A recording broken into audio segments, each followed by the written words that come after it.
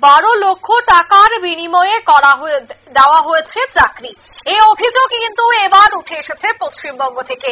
জানা যায় যে 12 লক্ষ টাকার বিনিময়ে চাকরি দিয়েছে তৃণমূল বিধায়ক জীবন কৃষ্ণ সাহা। অডিও টেপ উদ্ধার করে বিস্ফোরক দাবি এবার ইডির। তদন্তে আরো তথ্য পাওয়া যাবে বলে এবার আদালতে জানালেন ইডির আইনজীবী। বিস্তারিত সেই বিষয়ে জানবো, টেলিফোন লাইনে যুক্ত হয়ে গেছে প্রতিনিধি শেখ মনিরুল।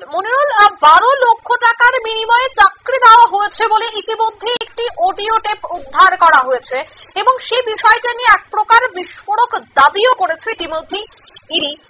সেই বিষয়টা কিভাবে দেখছো? কারণ সামনেই তো রয়েছে নির্বাচন, আর নির্বাচনের আগে এই ইডির বা ইডির আইনজীবীর যে তথ্য, যে আরো কয়েকদিনের সময় দিলে আরো বেশ কয়েকটি তথ্য বেরিয়ে আসবে, সেই বিষয়গুলি কতটা প্রভাব ফেলতে পারে?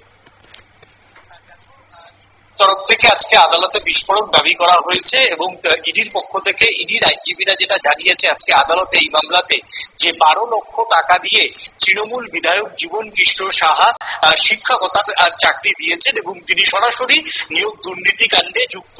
এবং এই বিষয়ে ইডি একটি টেপ, অডিও যে টেপ এবং ফোন রেকর্ড, সেটা কিন্তু ইতিমধ্যেই আদালতে জমা করেছে।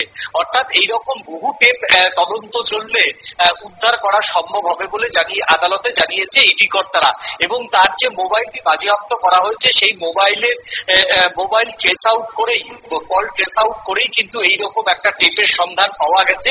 আরো বেশ কয়েকটি নাম্বার পাওয়া গেছে, সেই নাম্বারগুলি ট্রেস আউট করলে এইরকম বেশ কয়েকটি টাকার বিনিময়ে যে তৃণমূল বিধায়ক চাকরি নিয়েছে, সেই রকম সময় দিলে সেই অডিও টেপগুলিও আদালতে জমা দেওয়া সম্ভব বলে বিস্ফোরক দাবি করে ইডির আইনজীবী। এবং ইডির আইনজীবী যেটা জানিয়েছে, লার্জেস্ট কনস্পিরেসি, এর তদন্ত দ্রুত করা সম্ভব নয় এবং আদালতের তিনি যাতে কোনো মুহূর্তেই অভিযুক্ত বেল না পান, কারণ অভিযুক্ত প্রভাবশালী একজন বিধায়ক, তিনি যদি বেল পান তাহলে সাক্ষ্য প্রমাণ নষ্ট হতে পারে বলে জানিয়েছেন ইডির আইনজীবীরা। এবং সেই সঙ্গে ইডির আইনজীবীরা জানিয়েছেন যে নিয়োগ দুর্নীতি কাণ্ডে একটা প্যারালাল সংগঠন তৈরি করে তিনি এই দুর্নীতি চালিয়েছেন এবং এই দুর্নীতির কাণ্ডে অনেক প্রভাবশালীরা যুক্ত। তাই তৃণমূল বিধায়ক জীবন কৃষ্ণ সাহার এই মুহূর্তে যদি জামিন দেওয়া হয় তাহলে তদন্তে প্রভাবিত হতে পারে বলে ইডির আইনজীবীরা কিন্তু জানিয়েছেন। এবং 2026 সালের বিধানসভা আগে কার্যত আবারও বিপাকে পড়লেন তৃণমূল বিধায়ক তথা বড়ঞ্চার মুর্শিদাবাদ জেলার বিধায়ক জীবন কৃষ্ণ সাহা।